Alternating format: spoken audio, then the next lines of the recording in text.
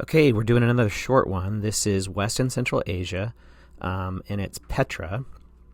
Petra was the capital of a kingdom during the time of the Roman Emperor Trajan, and he created the province of Arabia in 106 CE. The ancient sources inform us that the trade in luxury incense is how they made their money. This stretches from Alexander the Great to the beginning of the Roman Empire. The rock-cut facades are the iconic monuments of Petra. Of these, the most famous is called the Treasury, and it is in Indiana Jones and the Last Crusade. It is a popular misconception that all the rock-cut monuments which number over 3,000, were all tombs. In fact, many of the rock-cut monuments were living quarters of monumental dining rooms with interior benches. Within the cella, or inner sanctuary room of the Great Temple, a series of stone seats were discovered. This may suggest that the structure was not a temple, but an audience hall, at least for part of the history. Okay, the next one, here's some more of that. Hold on a second. Okay, this is Buddha sculpture that was in Afghanistan. And it's prior to the recent destruction. It was made in the 6th and 7th centuries. It was a rock-cut Buddha sculpture in the Central Valley, and it was considered at the time the largest in the world, known collectively as the Bamiyan Buddhas. Let's see. It amazed Buddhists and non-Buddhists for 1,000 years. Like many of the world's great ancient monuments, little is known who commissioned it or the sculptors who carved it. However, the very existence of the points of importance of Buddhist faith and in the valley during that period. Okay, Buddhism spread in part because it was not a location-specific religion. Believers did not need to worship it at a particular temple or at a particular site or as part of its practice. Worship in Buddhist caves are throughout Asia. Indeed, if one visits the region today, one will see nearly 1,000 Buddhist caves carved with 1,300 meters of cliff face. It's against this backdrop of carved caves that the two monumental Buddha images were carved. Okay, so not all of this is Islamic art, even though it's labeled... Well, I'll label it differently. Okay, now we're looking at the Grand Mosque in Saudi Arabia. And so... Where are we at here? Yeah, okay, so... Hold on a second.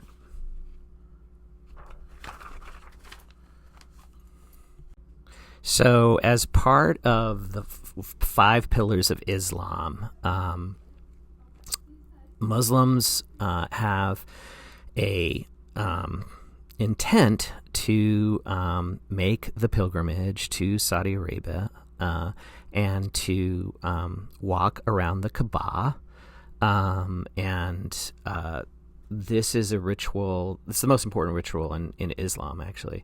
And there's an interesting family that has always made the curtain around the Kaaba, and the only Western person that was given the okay to film it was Spike Lee for his film Malcolm X. And here's a closer look at the Kaaba, and I believe, they rotate counterclockwise. All right, this is a Buddha from Tibet. It's the Jowo Shakyamuni Buddha. It's the precious one. And he's seated with his legs in a lotus position. His left hand is in the hand gesture called mudra of meditation, and his right hand is in the gesture of calling the earth to witness.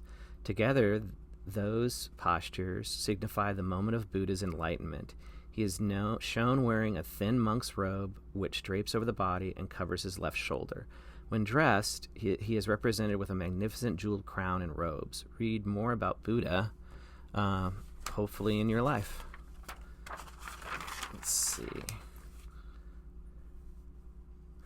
This Buddha is considered the most sacred and important Buddha image in Tibet because it is believed to have been carved by a celestial architect in India during the lifetime of the Buddha.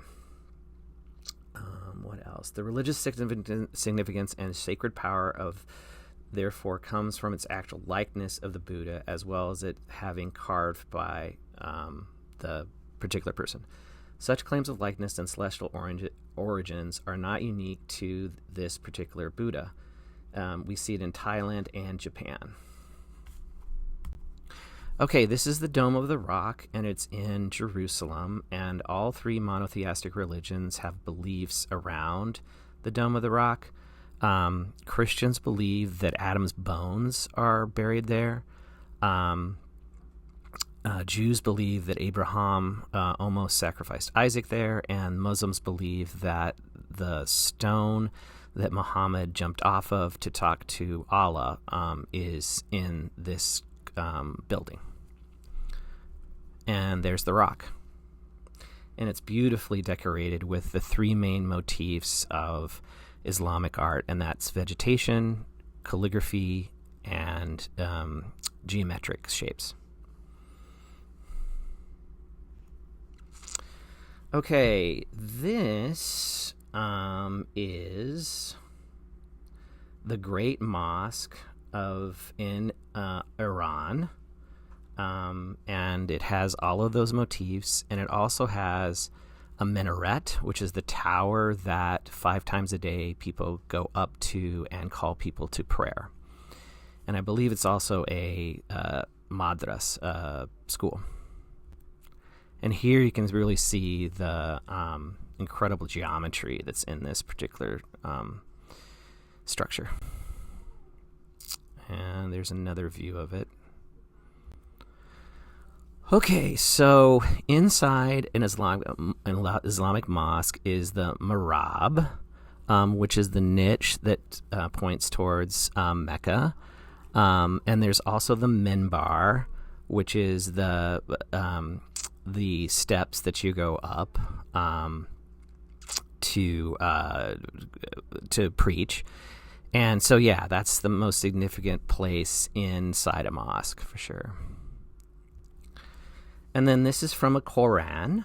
There's various different scripts that are used. This one comes from, let's see. Yes, this one comes from North Africa, or the New Near East, and it's from the 8th to 9th centuries. This is really interesting. So this is a basin used to baptize the royals of France, areas of Egypt and Syria. But it's from areas of Egypt and Syria. And it's not covered in calligraphy. There's sea animals, and there's 4 figures with roundels made for it. So this is made by Muslim craftspeople for the non-Muslim market. Okay, and this is a beautiful selection here from an illuminated manuscript from Persia. And remember that not all Islamic art is devoid of human figures. It's either going to be from Persia or Mughal India. So those are the 2 areas where you would see it. And then on the right is from a folio from a particular court for a sultan. This painting appears after the pre-Fatimid matter introduction. It depicts the first king. Hold on a second. Okay, so go back to that painting. We're now on the carpet, but I just want to tell you a little bit more about it. Though the composition implies that the just succession between father and son, signified by the partial position between them, we know that this will never take place, emphasizing the inherent tragedy of the tale. Yeah, so it's about succession, it seems like. And then the last one on our list today is the Erdebil carpet. The Erdebil carpet is exceptional. It is one of the world's oldest Islamic carpets, as well as one of the largest, most beautiful, and historically important. It is not only stunning in its own right, but is also bound up with history. The carpet takes its name from the town of Erdebil in West Iran. It was the home of the shrine of the Sufi saint Safi al-Din. He was a Sufi leader who trained his followers in Islamic mystic practices. After his death, his following grew and his descendants became increasingly powerful. In 1401, one of its descendants seized power. The carpet is one of the matching pair that was made in the shrine when it was enlarged in the 1530s. Today, the carpet dominates the main Islamic art gallery in the Victoria and Albert Museum. Okay. There we go. We're done.